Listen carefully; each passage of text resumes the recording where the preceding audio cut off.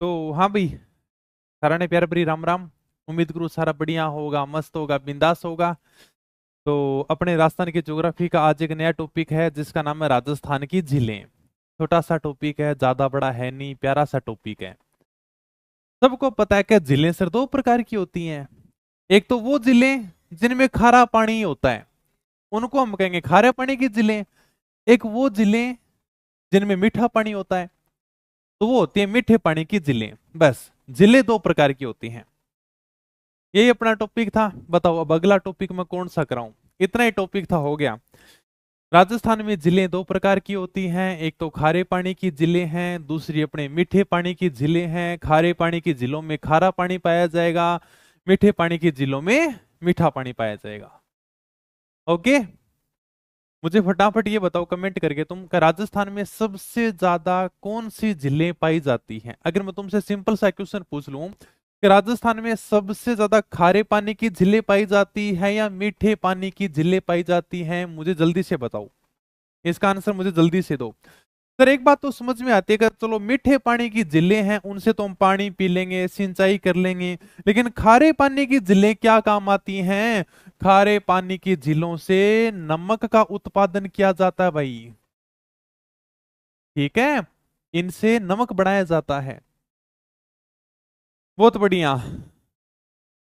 अरे वाह, अनीता कह रही है मीठे पानी की। और बताओ, मीठे पानी की राज भी कह रहे हो है, और बताओ। हाँ, जो मीठे पानी की कह रहे हैं वो बिल्कुल सही कह रहे हैं, बाकी सब गलत बता रहे हैं। हाँ, बताओ बताओ। राजस्थान में सर्वाधिक झीलें कौन से पानी की पाई जाती हैं। बस दो तीन स्टूडेंट की आए हैं, बाकी सब खारे पानी की बता रहे हैं। फिर तो सारे तुम गलत बता रहे हो भी, सारे के सारे। हैं। ये जो खारे पानी की झीलें होती हैं, ये टिथी सागर का अवशेष होती हैं। टिथी सागर क्या होता है उसके बारे में मैंने तुम्हें भौतिक प्रदेश में बहुत अच्छे तरीके से समझाया है। राजस्थान का दो तिहाई भाग मरुस्थल में फैला हुआ है। लगभग 62% भाग वो मरुस्थल वाला है। और मरुस्थल टेथी सागर का अवशेष है। इसलिए राजस्थान में सबसे ज्यादा खारे पानी की झीलें पाई जाती हैं। शिवराज, अगर राजस्थान में मीठे पानी की झीलें पाई जाती सबसे ज्यादा, तो हम राजस्थानियों की मौज हो जाती।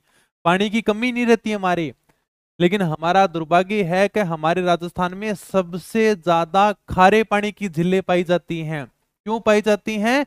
क्योंकि ये जो खारे पानी की झीलें हैं, ये टिथी सागर का अवशेष है। और लगभग 62% भाग के ऊपर हमारा मरुस्थल फैला हुआ है।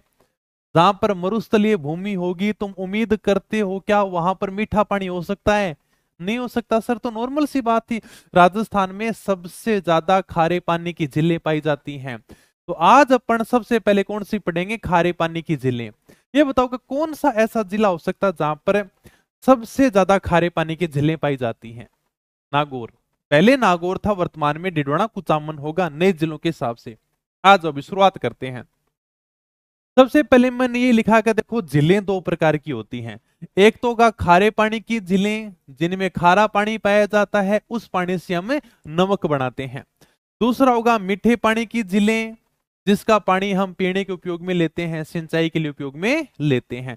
तो आज की क्लास में हमें खारे पानी की झीलें क्या करनी है? कंप्लीट करनी है। करूं स्टार्ट? ठीक है सर। खारे पानी की झीलों की मैंने विशेषता बता दी कि राजस्थान में सबसे ज्यादा खारे पानी की झीलें हैं। अभी मैंने बताया है। खारे पानी की झीलें टिथी सागर का अवशेष है। टिथी सागर क्या होता है, अगारालैंड गोंडवानालैंड क्या होता है, इसकी बातें हम बहुत अच्छे तरीके से डायग्राम बना बना के भौतिक प्रदेश में समझ चुके हैं। सर्वाधिक खारे पानी की झीलें डिडवाना कुचामन जिले में पाई जाती हैं। सबसे ज्यादा खारे पानी की झीलें पहले नागौर में पाई जाती थी, लेकिन अब आपका नया जिला बन चुका है डिडवाना कुचामन, तो उसके अंदर सर्वाधिक खारे पानी की झीलें पाई जाती हैं। चलो भी, सबसे पहले हम जिस झील की बात करेंगे उसका नाम है सांबर झील। सांबर झील कहां पर है सर? सांबर झील फुलेरा जयपुर में है। सांबर झील की बात करेंगे। राजस्थान की सबसे बड़ी खारे पानी की झील है जिसका नाम है Sambhar. The Sambhar salt lake. Salt का मतलब होता है नमक, लेक का मतलब होता है झील, और सांबर का मतलब तो सांबर ही है, अब इसका तो नाम ही हो गया।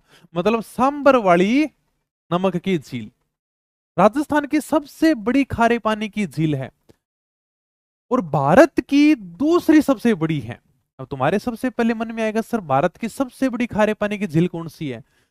तो भारत की सबसे बड़ी खारे पानी की झील है चिल्का झील, जो कहां पर है, उड़ीसा के अंदर है, जो मैंने लास्ट में नोट लगाकर लिख भी रखा है। ठीक है, लास्ट में समझा दूंगा मैं।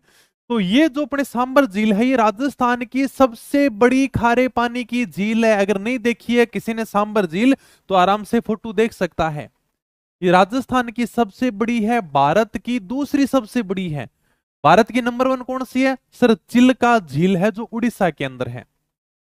चलो मैं फोटो दिखाई देता हूं तुम्हें, भारत की सबसे बड़ी खारे पानी झील की तुम्हें फोटो दिखा देता हूं। ये है भाई, ये मैंने लास्ट में नोट लगाकर लिख रखा है कि भारत की सबसे बड़ी खारे पानी की झील चिल्का झील है, जो कहां पर है, उड़ीसा के अंदर है।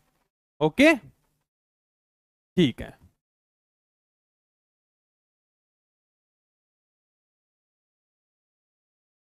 ठीक है सर, चलो आगे।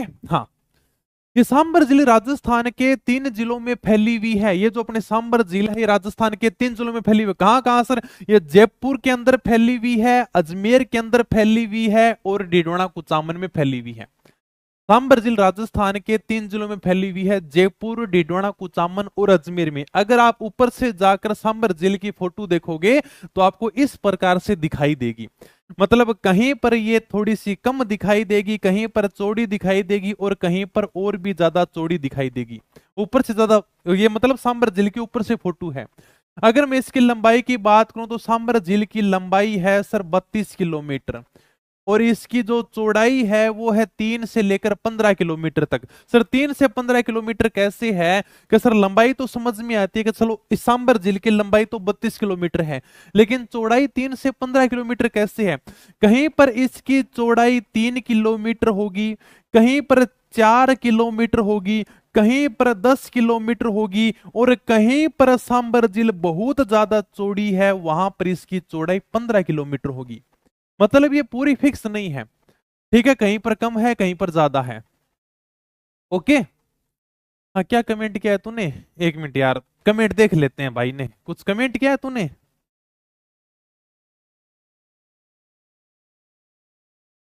अरे यार, ये नंबर नहीं हो सकते, सबके लिए नंबर नहीं हो सकते है ना। कॉल कर लेना भाई, जैसे क्लास समाप्त हो ना उसके बाद में आप कॉल कर लेना।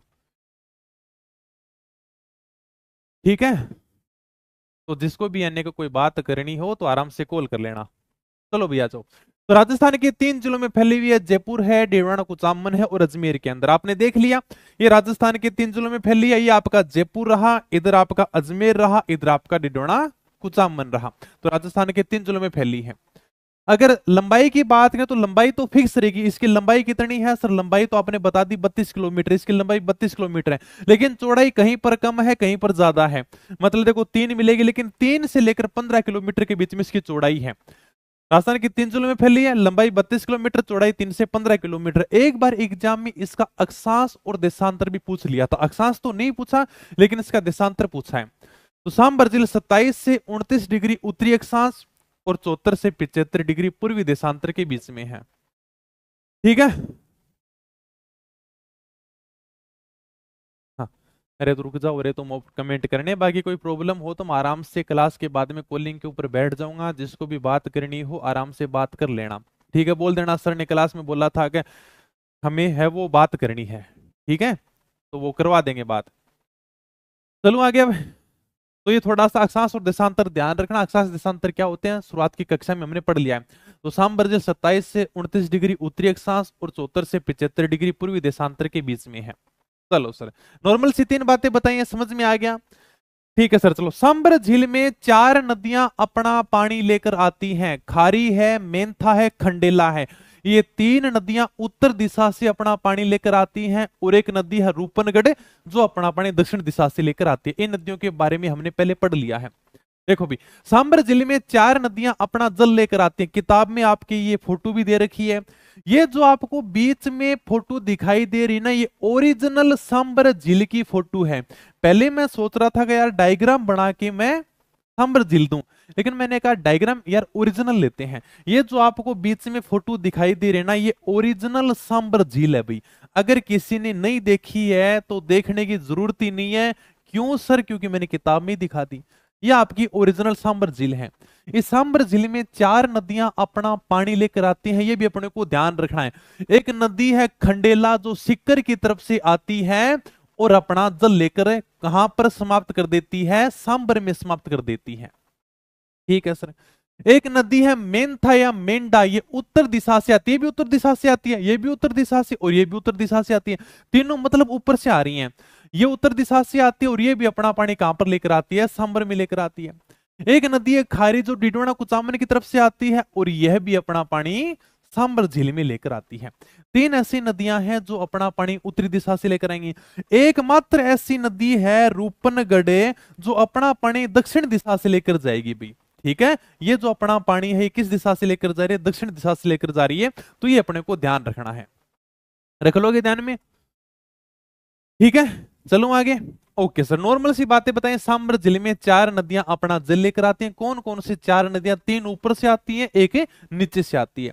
अब सांबर में जो नमक तैयार किया जाता है वो क्यार पद्धति के द्वारा तैयार किया जाता है। सर क्यार पद्धति मतलब क्यारियां, इस प्रकार से क्यारियां बनाकर नमक का उत्पादन किया जाता है। देखो ये क्यारी बना ली, हाँ सर ये क्यारी होगी, यहां पर नमक बनाया जाएगा। दूसरी क्यारी ये बना ली, इनको क्यारियां बोलते हैं भाई, दूसरी क्यारी होगी। आगे देखो तीसरी क्यारी है, चौथी क्यारी है। इस प्रकार से क्यारियों के द्वारा सांबर में नमक तैयार किया जाता है।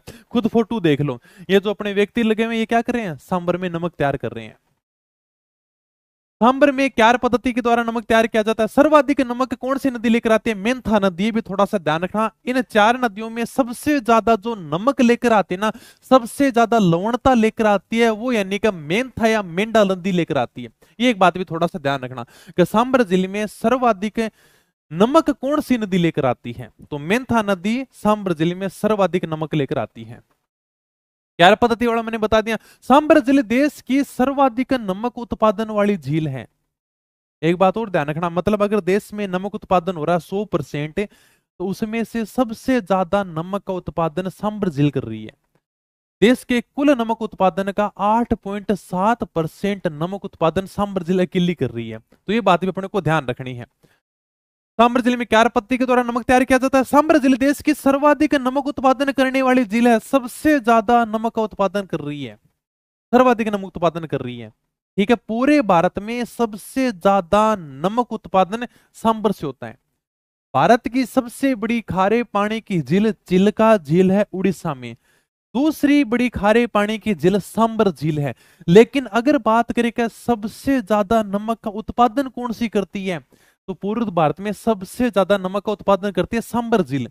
पूरे भारत में अकेले यानी कि 8.7% नमक उत्पादन करती है। कोई कारखाना भी लगाया होगा नमक उत्पादन के लिए? बिल्कुल लगाया गया। कोई कंपनी भी होगी, कारखाना भी होगा, बिल्कुल है। उसका नाम है सांबर साल्ट लिमिटेड।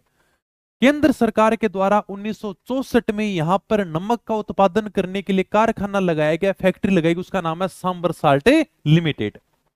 ठीक है, ये क्या करती है, सांबर में नमक उत्पादन का कार्य करती है। कंपनी किसकी? अभी ये हिंदुस्तान साल्ट लिमिटेड की कंपनी है। आपने सुना होगा हिंदुस्तान साल्ट लिमिटेड, तो हिंदुस्तान साल्ट लिमिटेड की ही कंपनी है सांबर साल्ट लिमिटेड। ये तो देखो HSL दिख रहा होगा आपको, हिंदुस्तान साल्ट लिमिटेड, और इसी की कंपनी है सांबर साल्ट लिमिटेड। ठीक है, तो ये क्या काम करते हैं सर? नमक उत्पादन करने का काम करती है।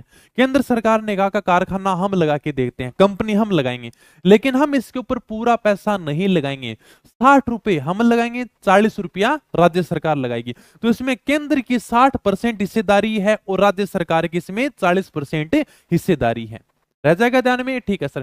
सांबर साल्ट लिमिटेड 1964 में इसकी स्थापना की थी। सर ये क्या काम करती है सांबर साल्ट लिमिटेड? भाई सांबर के अंदर नमक उत्पादन का कार्य करती है। नमक का उत्पादन होगा तो कोई ना कोई कंपनी की स्थापना करनी पड़ेगी, बिल्कुल करनी पड़ेगी। तो ये जो सांबर साल्ट लिमिटेड है, ये हिंदुस्तान साल्ट लिमिटेड की ही सहायक कंपनी है। केंद्र की 60% है और राज्य की इसमें 40% हिस्सेदारी है। समझ जाओगे? ठीक है सर। और बताओ सर, सांबर जिले की कोई विशेषता हो तो? इस सांबर जिले में गुजरात का राज्य पक्षी राजहंस आता है और कुर्जा पक्षी सांबर जिले में भ्रमण करने के लिए आता है। 2 पक्षी आपका ध्यान रखना। हालांकि सांबर जिले में खूब सारे प्रवासी पक्षी आते हैं, लेकिन अपने को 2 पक्षी के बारे में ध्यान रखना है। एक तो गुजरात का राज्य पक्षी है जिसका नाम है राजहंस। ये राजहंस सांबर जिले में भ्रमण करने के लिए आता है। हालांकि शादियों के कार्ड में राजहंस पक्षी का जिक्र आपने खूब सुना होगा। दो लाइनें फिक्स होते हैं शादी के कार्ड पर, क्या भेज रहे हैं निमंत्रण प्रियवर तुम्हें बुलाने को, हे मानस के राजहंस तुम भूल ना जाना आने को। तो ये जो राजहंस है गुजरात का राज्य पक्षी है जो हमारे सांबर जिले में भ्रमण करने के लिए आता है। एक पक्षी तो ये हो गया राजहंस। दूसरा कुर्जा पक्षी। कुर्जा थे आकाश में कित जाओ की काम में, इण धररो संदेशड़ो पहुंचाओ उण धाम। कुर्जा पक्षी हमारे राजस्थान के खींचन गांव फलोदी में आता है। वो सांबर जिले में भ्रमण करने के लिए आता है, सांबर जिले को देखने के लिए आता है। जब हम कला संस्कृति के अंदर लोकगीत पढ़ते हैं तो वहां पर हम कुर्जा गीत भी पढ़ते हैं। कुर्जा पक्षी विरह का प्रतीक है। विरह का मतलब दुख, दुख में गाए जाने वाला गीत का प्रतीक है। एक महिला का पति व्यापार करने के लिए विदेश चला जाता है, तब वह महिला कुर्जा पक्षी के माध्यम से अपना संदेश अपने पति को पहुंचाती है। उड़ती कुर्जलिया जाई जे रहा संदेशों मारो पीऊ तो पूछाई जे रहा। पहले तो क्या क्या व्हाट्सएप फोन तो हुआ नहीं करते थे, पहले चिट्ठियां भी नहीं चला करती थी, तब महिला पक्षियों के माध्यम से ही अपना संदेश अपने पति तक पहुंचाती थी। ठीक है, तो यानी कि कुर्जा पक्षी को कहती है कि आप यानी कि हमारा संदेश हमारे पति तक पहुंचाओ, आपकी पत्नी आपको बहुत ज्यादा मिस करती है क्या। ठीक है, आजकल तो छोटा सा व्हाट्सएप पे रिप्लाई आता मिस यू गए बस, है ना। ये पहले यानी कि पक्षियों के माध्यम से संदेश पहुंचाया जाता था। तो ये जो हमारा कुर्जा पक्षी है जो हम लोकगीत के अंदर पढ़ेंगे, एग्जाम में पूछा भी जाता है कि कुर्जा पक्षी किसका प्रतीक है, विरह का प्रतीक है। मतलब जब महिला दुखी होती है, दुखी कब होगी सर, अपने पति की याद में, उसको पति की याद आएगी तब महिला दुखी हो जाएगी, तो अपने पति की याद में वो कोई ना कोई गीत गाएगी और उस समय वह कुर्जा पक्षी को याद करेगी और कहेगी कि हे कुर्जा पक्षी तो इन धड़ रो संदेश रो के तू यहाँ का संदेश पहुंचावन उण धाम है। तो यानी कि वहां तक मेरे पति तक वो संदेश पहुंचा दे कि मैं तुम्हें बहुत याद कर रही हूं, और यानी कि प्रदेश की नौकरी छोड़कर घर पे आ जाएगा। ठीक है, तो गुजरात का राज्य पक्षी राजहंस और कुर्जा पक्षी जो खिचन गांव में आता है, ये दोनों यानी कि सांबर जिले में भ्रमण करने के लिए आते हैं। उड़ती कुर्जलिया जाई जेरा संदेशो मारो पीव तले जाई जेरे।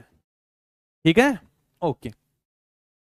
2019 के अंदर सांबर जिले बहुत ज्यादा चर्चा में रहती है। अगर आपने उस समय अखबार देखे होंगे, न्यूज़पेपर पढ़े होंगे या फिर कोई भी अन्य का टीवी देखा होगा, तो उस समय सांबर जिले बहुत ज्यादा चर्चा में थी। और 2019 से लेकर 2023 तक लगातार सांबर झील से एग्जाम में एक ही क्वेश्चन पूछा गया था कि हजारों पक्षियों की मृत्यु के कारण राजस्थान की कौन सी झील चर्चा में रही थी, सांबर झील। क्योंकि 2019 में एक साथ सांबर झील में 23,000 पक्षियों की मृत्यु हो जाती है। ऐसे पहले कभी नहीं हुआ था। 2008 में 7 से 8,000 पक्षियों की मृत्यु हुई थी। 2018 में लगभग 183 पक्षियों की मृत्यु हो गई थी। लेकिन 2019 में एक साथ सांबर झील में 23,000 पक्षियों की मृत्यु हो जाती है। कहते हैं कि एक बैक्टीरिया था जिसके कारण बीमारी फैली थी, उसका नाम था एवियन बोटुलिज्म। इस बैक्टीरिया ने पक्षी के तंत्रिका तंत्र को इतना प्रभावित किया कि पक्षियों को लकवा मार गया।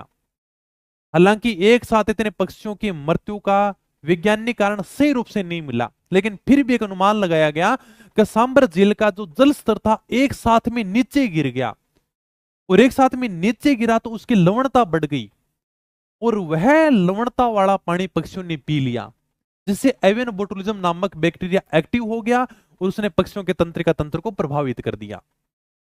इससे क्या हुआ, हजारों पक्षियों की मृत्यु हो गई। तो अपने को हालांकि बीमारी कभी नहीं पूछी गई, किसी भी एग्जाम में नहीं पूछी गई कि कौन सी बीमारी के कारण सांबर झील के पक्षियों की मृत्यु हो गई थी।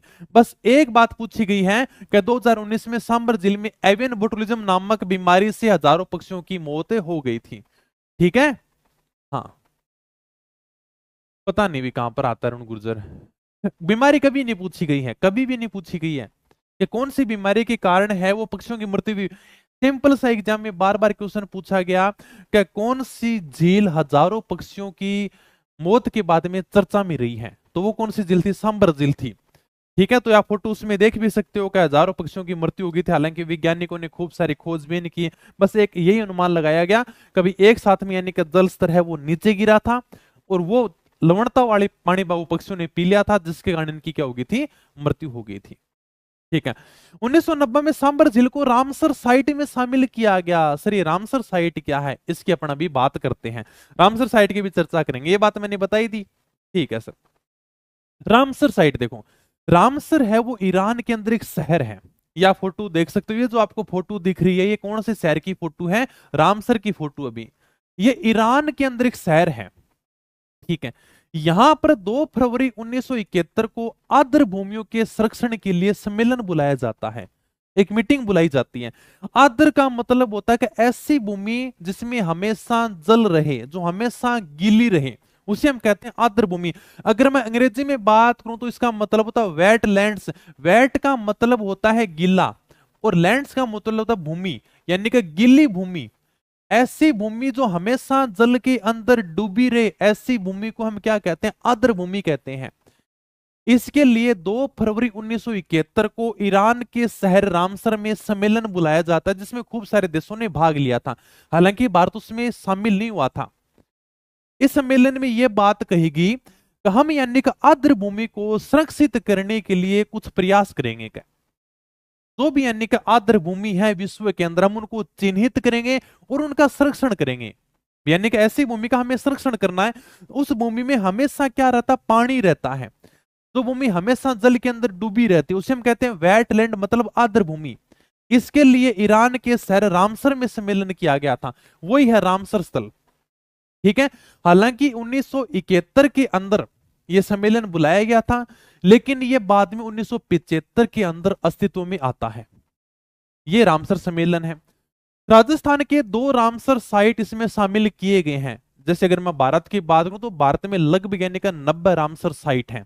राजस्थान के केवल 2 स्थान रामसर साइट में शामिल हैं। एक तो केवलादेव गणापक्षी विहार जो 1981 को शामिल किया गया था, और दूसरा है सांबर झील जो 1990 के अंदर शामिल की गई थी। हम यानी कि ये रामसर जो साइट है इसके अंदर ये कहा गया कि हम सांबर झील का क्या करेंगे, संरक्षण करेंगे, क्या सांबर झील के संरक्षण को बढ़ावा देंगे। इसी प्रकार से केवलादेव गणापक्षी विहार को भी 1981 में शामिल किया गया था। पहले केवलादेव गणापक्षी विहार को 1981 में शामिल किया गया था, उसके बाद में भारत 1982 में जाकर इसमें शामिल होता है। रामसर साइट में भारत बाद में इसका हिस्सा बनता है, ठीक है। ओके, चलो आगे। नॉर्मल सी बातें मैंने बताई हैं, कोई दिक्कत नहीं है सर। अब अपन देख लेते रामसर साइड। तो रामसर एक शहर है, ईरान के अंदर है। यहां पर 2 फरवरी 1971 को आर्द्र भूमि, आर्द्र भूमि मतलब है वेटलैंड्स, वह स्थल जो हमेशा जल में डूबा रही, तो आर्द्र भूमियों को संरक्षित करने के लिए, उनकी रक्षण करने के लिए, उनकी सुरक्षा करने के लिए, उनको बढ़ावा देने के लिए विश्व सम्मेलन का आयोजन किया गया। विश्व के खूब सारे देश इसमें शामिल हुए और यहां पर यह चर्चा की गई कि हम आर्द्र भूमियों का संरक्षण करेंगे। क्या तो 1975 को अस्तित्व में आता है, सम्मेलन 1971 में होता है, लेकिन यह 1975 में अस्तित्व के अंदर आता है। भारत बाद में शामिल होगा, भारत 1982 में इसका हिस्सा बनता है। इससे पहले राजस्थान के 2 स्थान रामसर साइट में शामिल कर लिए गए थे। एक पहला स्थान कौन सा था, केवलादेव गणापक्षी विहार 1981 में शामिल किया गया था, 1982 में भारत इसका हिस्सा बनता है। और दूसरा स्थान था सांबर झील 1990। तो ये ध्यान रखना, कई बार एग्जाम में पूछा गया है कि राजस्थान के 2 रामसर साइट कौन से हैं।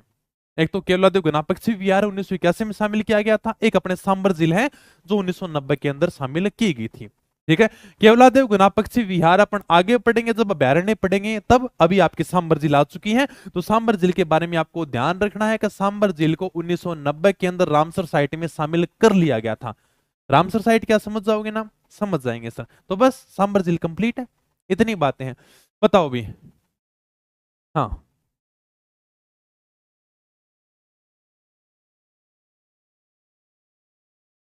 बताओ बताओ। राधे राधे सर। जियो हेरिटेज, अरे भाई विश्व विरासत में शामिल किए जाते हैं ऐसे स्थल। रिप्लाई दो प्लीज, पूछो पूछो और क्या पूछना है। भारत बाद में हिस्सा बन गया, 1981 के अंदर इसको शामिल किया गया था, ठीक है। केवलादेव गणापक्षी विहार को, जैसे मान लो कि विश्व का सम्मेलन है और वो कह रहे हैं यार कि हम मतलब विश्व के अंदर जो मतलब जो आर्द्र भूमि है उनका क्या करेंगे, संरक्षण करेंगे। कौन कौन से स्थान शामिल करें, बोला यार एक तो राजस्थान में क्या है केवलादेव गणापक्षी विहार, उसको शामिल कर लो। क्या भारत उसमें शामिल नहीं था, बोला यार ठीक है हम इसका संरक्षण करेंगे, हम इसको बढ़ावा देंगे। क्या ठीक है, तो शामिल तो कर ही सकते हैं। भारत बाद में 1982 के अंदर इसमें शामिल हो गया था, ठीक है। चलो भाई, चलो आगे। नॉर्मल सी बात है, बस ये कंप्लीट हो गया तो बस कंप्लीट है। खारे पानी की झीलें ज्यादा बड़ी है नहीं। अगली जो झील है उसका नाम है पचपदरा झील। पचपदरा झील कहां पर है सर, पचपदरा के अंदर है। पचपदरा कहां पर है, बालोतरा में है। ये राजस्थान की दूसरी बड़ी खारे पानी की झील है। पहली कौन सी थी, सांबर। राजस्थान की सबसे बड़ी खारे पानी की झील सांबर है। राजस्थान की दूसरी बड़ी खारे पानी की झील पचपदरा है जो बालोतरा में है। ये लूणी बेसिन में है, ये भी थोड़ा सा ध्यान रखना, लूणी बेसिन के अंदर स्थित है। यहीं से पास से लूणी नदी गुजरती है, आप सबको पता है कि बालोतरा के बाद में लूणी नदी का जल क्या हो जाता है, खारा हो जाता है। और यहीं पर अपनी पचपदरा झील है। तो ये जो पचपदरा झील है ये लूणी बेसिन के अंतर्गत आती है। ठीक है, बेसिन समझ गए? हाँ सर, लूणी नदी मतलब यहां से पूरे क्षेत्र में प्रवाहित होती है, तो ये इस नदी का क्षेत्र बेसिन कहलाता है। ठीक है, तो इस बेसिन के अंतर्गत ये अपनी पचपदरा झील आती है। और बालोतरा के बाद में लूणी नदी का जल है वो क्या हो जाता है, खारा हो जाता है।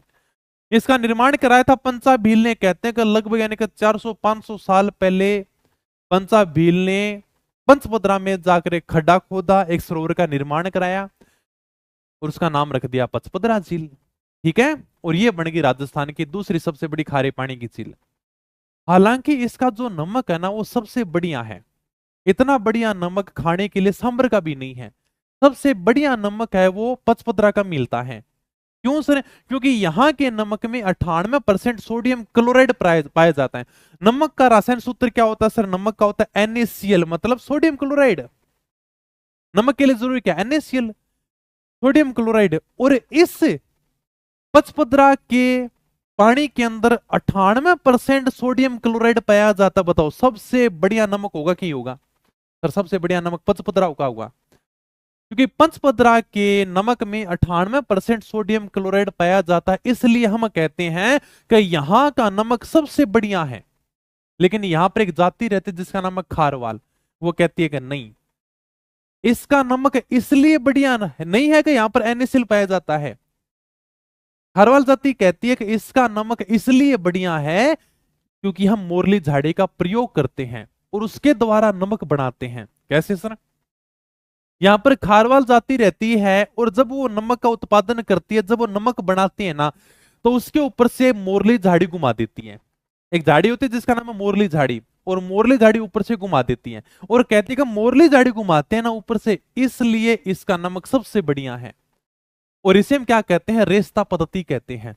तो यहां खारवाल जाति द्वारा परंपरागत तरीके से मोरली झाड़ी का प्रयोग कर नमक बनाया जाता है। देखो इस प्रकार से, यानी कि नमक की ढेरी लगी हुई है, आपको दिख रहा होगा, और इसके ऊपर से मोरली झाड़ी घुमा देंगे और फिर कहेंगे कि देखो मोरली झाड़ी घुमा रहे ना, इसलिए नमक बढ़िया है। क्या? अगर वैज्ञानिक तरीकों की बात करें तो वैज्ञानिक तरीके ये कहते हैं कि यहाँ के नमक में NaCl 98% पाया जाता है, सोडियम क्लोराइड 98% पाया जाता है, इसलिए सबसे बढ़िया नमक है। और अगर अपने परंपरागत तरीकों की बात करें तो खारवाल जाति कहती है कि हम मोरली झाड़ी घुमाते हैं ऊपर से, हम हमारे तरीके का उपयोग करते हैं, इसलिए इसका नमक सबसे बढ़िया है। और इसे क्या कहते हैं? रेस्ता पद्धति कहते हैं। ठीक है, पंचपदरा के अंदर जो नमक तैयार हो जाता है उसे क्या कहते हैं? कोसिया कहते हैं। ये भी थोड़ा सा ध्यान रखना, एग्जाम में पूछ लिया गया था कि पचपदरा का तैयार नमक कोसिया कहलाता है। 1960 में अब देखो कोई ना कोई कारखाना लगाया जाएगा, कोई ना कोई कंपनी लगाई जाएगी। बिल्कुल सर, तो 1960 में यहां पर राजस्थान स्टेट साल्ट वर्क्स की स्थापना की पचपदरा के अंदर। ये भी आपको थोड़ा सा ध्यान रखना है। इसी के साथ में आपकी पंचपदरा झील है वो क्या हो जाती है? कंप्लीट हो जाती है। ओके, हाँ। एक सवाल ये है कि पुलिस में दाढ़ी कितनी बड़ी रख सकते हैं? डली करनी पड़ेगी भाई। ठीक है, एक दिन भी बड़ी नहीं रख सकते, नियम तो ये है। चलूं आगे। कभी आपको MCQ करवाते नहीं देखा? PYQ देखा करो ना, बस वही है अपने MCQ। चलूं आगे। ठीक है, कंप्लीट समझ में आ गया? Okay sir. खारवाल जाति अपने परंपरागत तरीके से मोरली झाड़ी के द्वारा नमक का उत्पादन करती है। इसे क्या कहते हैं सर? रेस्ता पद्धति कहते हैं। यहाँ पर जो नमक तैयार हो जाता है उसे हम कोसिया कहते हैं। यहीं पर एक कारखाना लगा देगा 1960 में Rajasthan state salt works Pachpadra के अंदर। चलो भी आ जाओ। बस 3 बड़ी झीलें हैं। हाँ,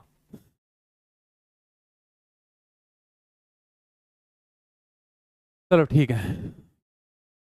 तीसरी जो बड़ी झील है उसका नाम है डीडवाना झील। राजस्थान में 3 बड़ी झीलें, फिर छोटा छोटा आपको केवल नाम ध्यान रखना है। डीडवाना झील कहां पर है? डीडवाना झील डीडवाना कुचामन में है।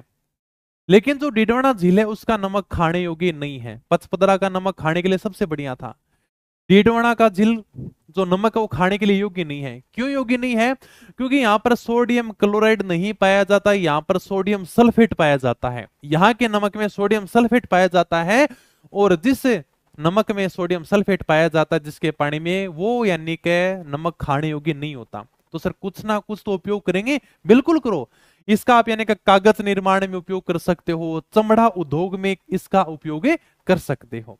ठीक है, तो ये है भाई डिडोना झील कहां पर? डिडोना कुचामन में। इसका नमक खाने योग्य नहीं है, फ्लोराइड की मात्रा बहुत ज्यादा अधिक है। अगर आपने कुबड़ पट्टी पढ़ ली तो आप जानते हो कि कुबड़ पट्टी नागौर अजमेर के अंदर फैली हुई है, और कुबड़ पट्टी होती क्या सर? फ्लोराइड की मात्रा शरीर में बहुत ज्यादा हो जाती है, और उसी के कारण यानी कि पेट के अंदर कुबड़ हो जाता है, पेट झुक जाती है, समय से पहले हम बूढ़े दिखने लग जाते हैं, दांत पीले हो जाते हैं, चेहरे के ऊपर झुर्रियां पड़ जाती हैं, ये सब फ्लोराइड के कारण है। इसलिए अपने जो डिडोना कुचामन वाली झील है, इसका जो नमक है वो खाने योग्य नहीं है, फ्लोराइड की मात्रा यहाँ पर बहुत ज्यादा है। तो क्या करेंगे सर? इसका जो उपयोग है वो कागज उद्योग में लो, चमड़ा उद्योग में लो। जैसे यानी कि अपने कागज बनाने के अंदर न्यूज़पेपर होते हैं, अखबार होते हैं, उसके अंदर इस नमक का उपयोग किया जाता है। सर अखबार के अंदर भी बिल्कुल, जो अपने घर के ऊपर अखबार आते हैं, कभी आप उसको टेस्ट करके देखना, चक्कर देखना, अखबार आपको थोड़ा सा खारा खारा लगेगा, मतलब उसके अंदर नमक का उपयोग किया जाता है। ठीक है, हाँ। तो इसके नमक का उपयोग कागज उद्योग, चमड़ा उद्योग में होता है। इस यहाँ पर नमक उत्पादन का कार्य कौन करता है? राजस्थान स्टेट केमिकल वर्क्स, यहाँ पर इसके द्वारा नमक उत्पादन का कार्य किया जाता है, राजस्थान स्टेट केमिकल वर्क्स के द्वारा। हाँ, चलो आगे। ठीक है सर, यहाँ नमक उत्पादन का कार्य राजस्थान स्टेट केमिकल वर्क्स के द्वारा किया जाता है, और ये मैंने बता ही दिया। इस जिले में सोडियम लवण के निर्माण हेतु सोडियम सल्फेट संयंत्र है वो स्थापित किया गया है, क्योंकि यहाँ नमक में वो सोडियम सल्फेट पाया जाता है, तो सोडियम सल्फेट का संयंत्र लगाया गया है। यहाँ पर जो नमक बनाने वाली संस्था है उसको क्या कहा जाता है? देवल कहा जाता है। तो डिडोना कुचामन जिले में जो नमक बनाने वाली संस्था उसको देवल के नाम से जाना जाता है। बस कंप्लीट हो गया भाई। ठीक है, ये नॉर्मल सी बातें थी, कुछ नहीं है। डिडवाना कुचामन झील कहां पर है सर? डिडवाना कुचामन के अंदर, नाम ही देखो डिडवाना है, तो डिडवाना झील डिडवाना कुचामन के अंदर। नमक खाने योग्य नहीं है, बहुत ज्यादा फ्लोराइड पाया जाता है। तो सर क्या करेंगे? नमक का उपयोग क्या करेंगे? कागज उद्योग में ले सकते हो, चमड़ा उद्योग में इसका उपयोग ले सकते हो। नमक उत्पादन का कार्य राजस्थान स्टेट केमिकल वर्क्स के द्वारा किया जाता है। इस झील में सोडियम लवण के निर्माण हेतु, मतलब इसके नमक के निर्माण हेतु सोडियम सल्फेट का संयंत्र लगाया गया है, कारखाना लगाया गया है। तो यहाँ पर जो नमक बनाने वाले संस्था उनको देवल के नाम से जाना जाता है। बस कंप्लीट है। अब अपने को केवल नाम ध्यान रखने हैं कि खारे पानी की कौन कौन सी अन्य झीलें हैं, केवल नाम देगा। जैसे सिंपल सा पूछ लेगा कि निम्न में से कौन सी खारे पानी की झील है, कौन सी मीठे पानी की झील है, तो केवल आपको नाम ध्यान रखना है। जैसे सबसे पहले है लूणकरणसर झील, कहां पर है सर? बीकानेर के अंदर। या फोटो देख लो, ये फोटो आपकी लूणकरणसर झील की। ताल छापर झील कहां पर है सर? सुजानगढ़ चूरू में है। ये जो आपकी झील दिखाई दे रही है वो ताल छापर झील जो सुजानगढ़ चूरू में है, और ताल छापर झील भी खारे पानी की झील है। काओद झील कहां पर है? जैसलमेर में है। रेवासा झील कहां पर है? सीकर में। ये आपको ध्यान रखना है।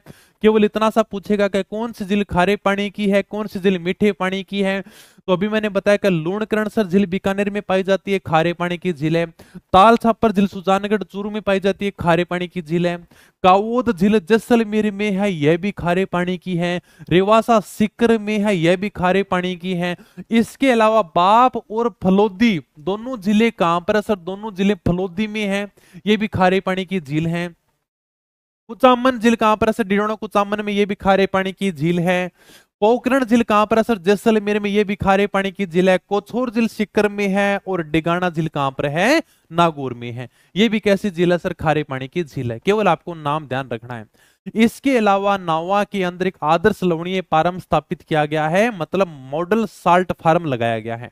केवल इतना सा ध्यान रखना, अगर कभी पूछ ले तो बस ठीक है। सिंपल सा पूछेगा कि आदर्श लवणीय फार्म कहां पर है, अंग्रेजी में बात करूं तो मॉडल साल्ट फार्म, ये अपने नावा के अंदर लगाया गया। नावा कहां पर है? डिडोना कुचामन में है, तो यहां पर स्थित है ये। ठीक है, ओके। नहीं करेंगे भाई, नहीं करेंगे सराज, है ना, बाहर नहीं करेंगे, कोई बात नहीं है। जैसे सेकंड शिफ्ट, अरे बहुत पेपर इजी आया था, क्या कराऊं मैं, देख लो चाहे कि क्वेश्चन मिला के। ठीक है, तो इसी के साथ में अपने खारे पानी की झीलें हो जाती हैं सारी की सारी कंप्लीट। बताओ, अगर कोई बात पूछनी हो तो आराम से पूछ सकते हो। हाँ,